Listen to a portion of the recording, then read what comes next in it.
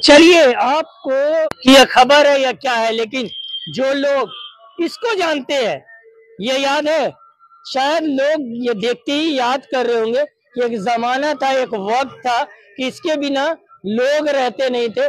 चाहे वो गांव देहात शहरी क्षेत्र हो, इसका बोलबाला चलता था और ऐसे ऐसे खबर आती थी, ऐसे ऐसे प्रोग्राम होते थे जिसको सुनने के लिए मोहल्ले से लेकर टोले से लेकर सारे लोग एक जगह पे जमा होते थे। और ये जमा होना कोई भी आम बात नहीं था, आम चीज नहीं था, क्योंकि जब जमा होते थे तो उनके बीच में एक तरह से अलग ही मोहब्बत नजर आती थी।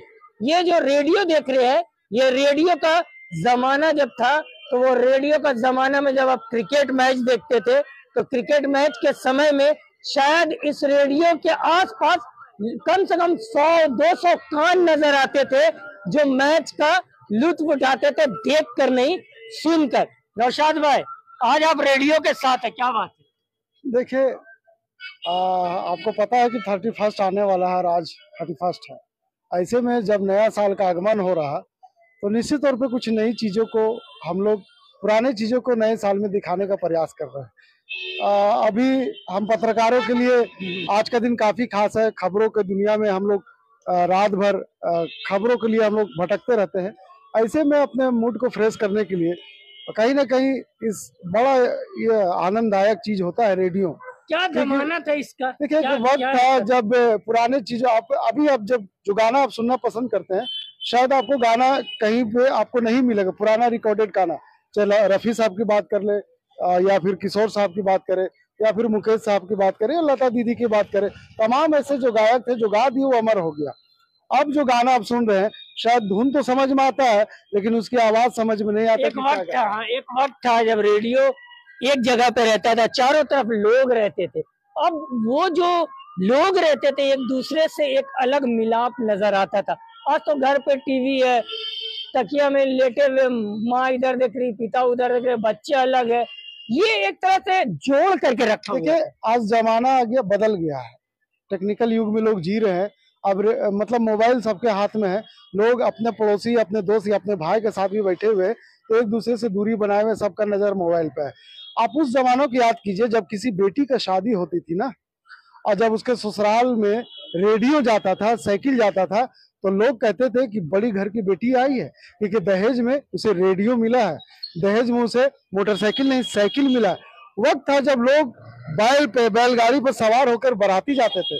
फिर वक्त बदला, लोग मोटरसाइकिल या फिर 4 पहिए वाले गाड़ी पर चलना शुरू करे, तो लोग देखने के लिए उतावला होते थे। और ये रेडियो जब उसके ससुराल में, लड़की के ससुराल में अगर बजा दिया जाता था, तो पूरे मोहल्ले इकट्ठा हो जाते थे और कहते थे उसका दहेज में मिला है रेडियो। आज सुन कर कारे क्या खबर चल रहा, क्या समाचार चल रहा, क्या कौन सा गाना बज रहा। लोग सोचते थे कि इसका कोई कनेक्शन नहीं है। आज तो मोबाइल पे लोग अचंभित है कि लोग देख रहे वीडियो, आपकी आवाज, मेरी आवाज, उसकी वीडियो, तमाम बात कर रहे। लेकिन उस जमाने को याद कीजिए जब बिना कनेक्शन का ये बैटरी रेडियो भी बजता था। तो कहीं ना कहीं टेक्निकल में थोड़ा बदलाव हुआ। अब लोग नए युग में जी रहे हैं, लेकिन कह सकते हैं कि इसका मजा अभी भी वही है और इसका जो मजा है वो हमेशा जिंदगी में बरकरार रहेगा। तो चलिए, जो लोग पुराने वक्त में रेडियो सुने हैं, शायद रेडियो को भूल नहीं सकते। रेडियो का क्या वैल्यू रहा, क्या कहेंगे? रेडियो का वैल्यू जिन्होंने अभी नौशाद भाई ने बताया, ये 100% सही है। और हम लोग भी अपने स्टूडेंट लाइफ में रात के पढ़ने के टाइम में मन लगाने के लिए रेडियो बजाते थे। यहाँ पर ये रेडियो वेब तरंगों से संचालित होती रही है। इस पर मैं एक प्रकाश डालना चाहता हूँ सरकार के नज़र में, लोगों की नज़र में, कि रेडियो जो है वेब तरंगों से चलती है। और इन्होंने जिस तरह से बहुत से गायकों का नाम लिया, उसमें A.K. सहगल, प्रदीप साहब भी हैं, जिनकी गानों की धूम मची रहती थी। हमारे बुजुर्ग उसको बहुत चाव से सुना करते थे और उसका मतलब समझाते थे। उन पंक्तियों को जो गायकी के रूप में संपादित हो जाते थे और विद्वानों के द्वारा। तो मतलब रेडियो का अलग ही वैल्यू था उस जमाने में। एक जमाना था। और इन्होंने ठीक ही कहा है कि लोग समर भाई सुन करके, हम आपके दर्शकों को चीज याद दिला दें कि झारखंड में है और शहर झारखंड का है। एक वक्त था जब किसी शहर का पहचान ये रेडियो ने दिया है। हम बात करें झुमरी तिलैया का, जब लोग उस वक्त उस जमाने में जब रेडियो सुना करते थे तो लोग जब उनके आरजे जब झुमरी तिलैया शहर का नाम लेता था तो कहता था ये झुमरी तिलैया है कौन, कोई नहीं जानता था उस शहर को। लेकिन ये रेडियो का कमाल, ये रेडियो की फरमाइश, ये रेडियो के ही बदौलत है जो आज झुमरी तिलैया शहर को पूरा विश्व जानता है और पहचानता है। तो देखिए एक बात मैं बताना जो चाह रहा था कि ये वेब तरंगों पर आधारित है। जब आप रेडियो खरीदते थे तो एक बार इसका एक मुश्त पैसा लगता था, उसके बाद इसको रिचार्ज करने की आवश्यकता नहीं होती थी क्योंकि ये वेब तरंग से चालित होती थी। अभी वर्तमान में जो हम लोग मोबाइल इत्यादि सब वेब तरंगों पर है, लेकिन हमें पैसा देना पड़ता है किनको, बहुराष्ट्रीय कंपनियों को हर महीना देना पड़ता है। ये बहुत बड़ी त्रासदी है कि वेब तरंगों को बेचा जा रहा है। चलिए ठीक है, देखिए यहाँ पे शाहिद रहमान भी पहुंचे हैं और मैं बता दूं आपको कि ये रेडियो पे मैं बना रहा हूँ और ये रेडियो आज आप जो देखते रहेंगे, ये रेडियो को शायद आप भूल नहीं पा रहे होंगे। और ये रेडियो लोगों को मिलाने का काम करता था, वक्त था, मैच देखते थे और एक प्रोग्राम भी आता था, कौन थे वो, अमीन सहानी।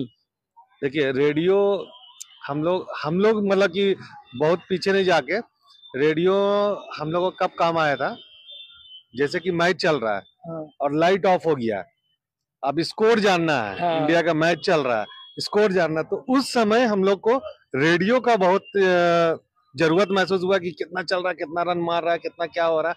वो चीज में हम लोग को रेडियो बहुत लाभदायक किया था।